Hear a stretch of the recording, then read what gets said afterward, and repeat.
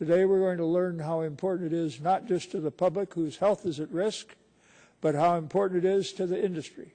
Because without an adequate way of addressing the problems of assuring safety of the nation's food supply, confidence in that industry and the costs to that industry are going to be at levels and places where that industry cannot tolerate.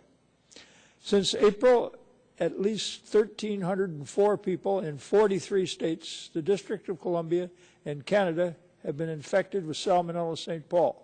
These illnesses resulted in 252 hospitalizations or more and contributed to at least 2 deaths.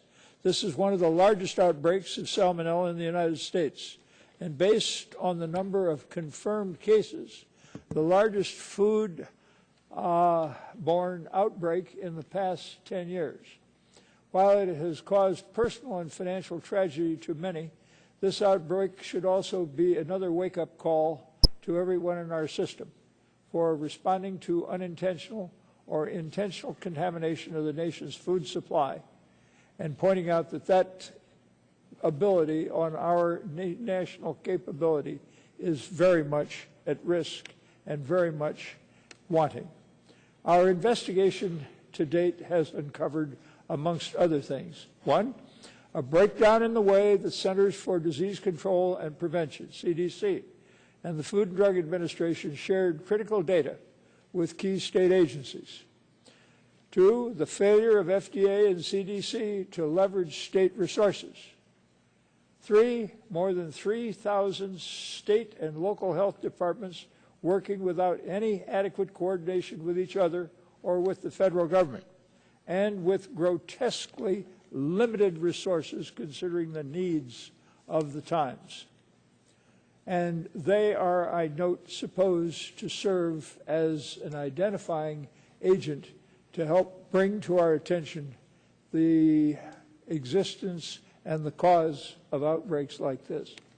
Finally, Mr. Chairman, we're going to hear today that key sections of the Bioterrorism Act of 2002, which was designed to ensure the rapid traceability of food in a situation such as this, has failed to perform as intended. And I note in good part because the system can't talk to each other, it doesn't have resources, and it doesn't have leadership and proper support from the agencies involved, including the Department of Homeland Security. This act directed the Secretary of Health and Human Services to issue specific record-keeping requirements to allow federal investigators to quickly respond to threats to our national food supply. We've learned, however, that key portions of this act, designed to allow for rapid traceability, don't work. While the FDA was ultimately able to trace commodities associated with this outbreak, the process was slow and cumbersome. And it reminded me very much of the kind of Keystone Cop situation which we saw when we had the Chilean grape situation. And it's as interesting to note that what should have taken hours or days has taken months or more. Today, we will not only explore the failures of FDA and CDC, but also what industry can and should do to improve the traceability of its products.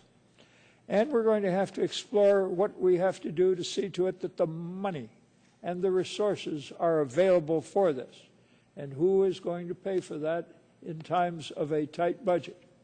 While some in the FDA have argued that loose produce, like tomatoes, are too difficult to trace, some of our industry witnesses will describe systems currently in place that can rapidly trace their products.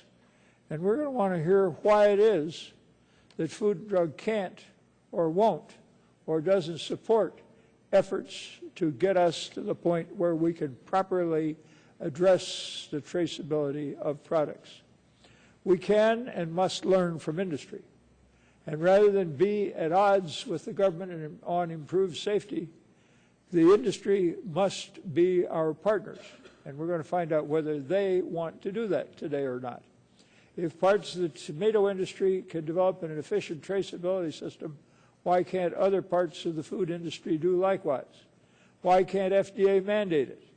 And why not the industry voluntarily adopt such a thoughtfully crafted and well-done system?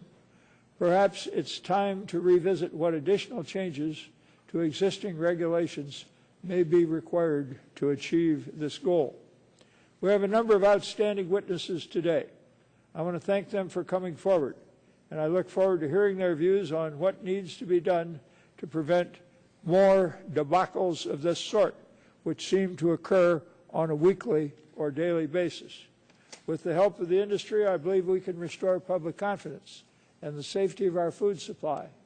We can prevent suffering, loss, and hurt and death to our people. And we can prevent significant damage to industry at all levels for want of the ability to maintain public confidence and to properly trace and manage our nation's food supply. And we need to see what we have to do to see to it that the regulatory agencies have the resources, the willingness, the enthusiasm, and the leadership to protect our nation's food supply. I thank you, Mr. Chairman. Thank you.